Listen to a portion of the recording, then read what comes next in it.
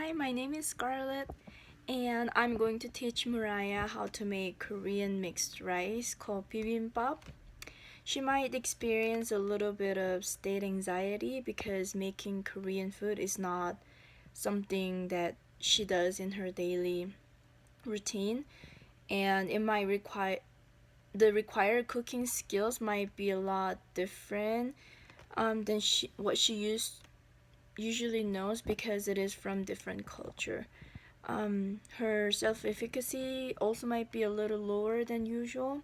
So rather than using control language like don't do this, do this, I'm planning on using information language. For example, um, you have to put more oil because if you don't put enough oil, then the ingredients are not going to be cooked all the way. Something like that.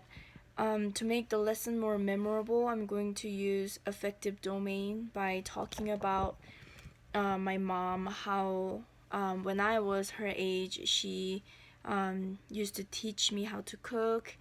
And so whenever I cook, I think of my mom and all the advice that she gave me as she was teaching me how to cook. Um, and her intrinsic motivation can be that she wants to develop her cooking skill for later use.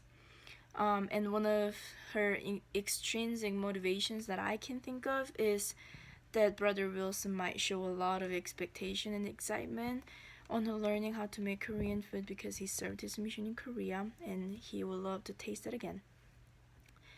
Um, to illustrate concept order, we're going to prepare ingredients before start cooking. As we do so, I'm going to tell her a little bit about defining and correlational features of bibimbap.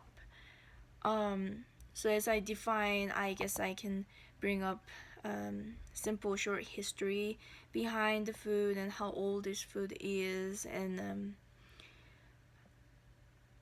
but then the correlational features can be how now it has branched out to a lot of different kinds.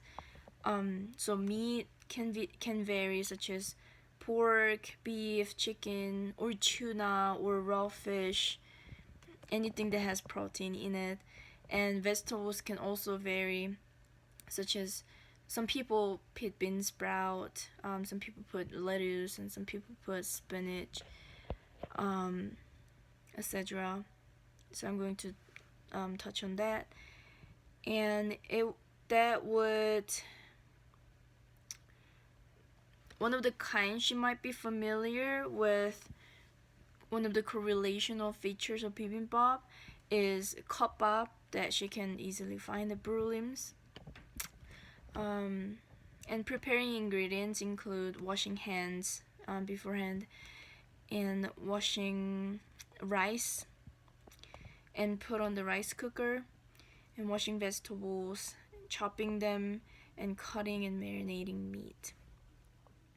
In the process of marinating meat, I'm going to tell her how Koreans don't usually use measuring cups or measuring spoons as we cook at all, actually.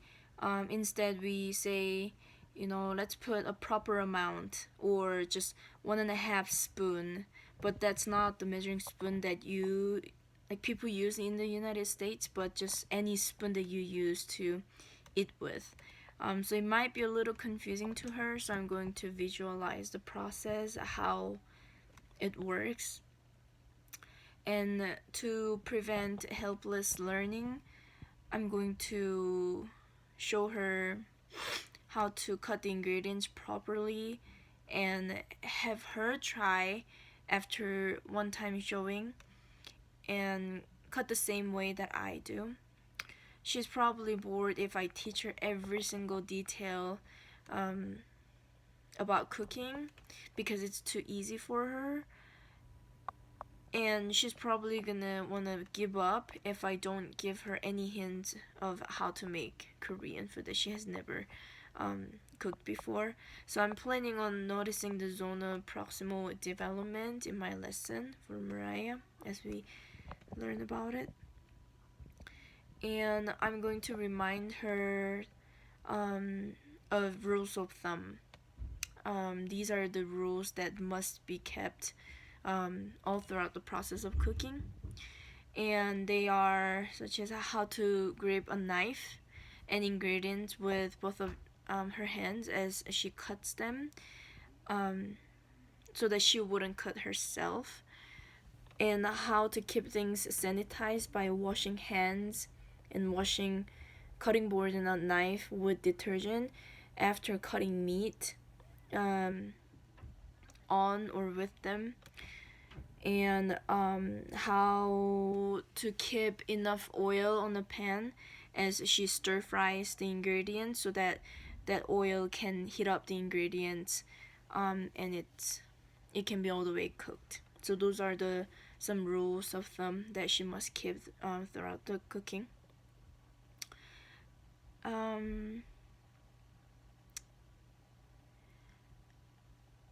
And after preparing all the ingredients, like marinating meat, cutting vegetables, and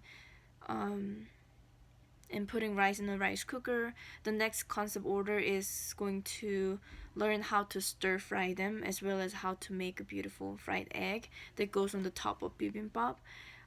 Here I'm going to let her use her sensory register to see what it should look, smell, or feel like when it is all the way cooked.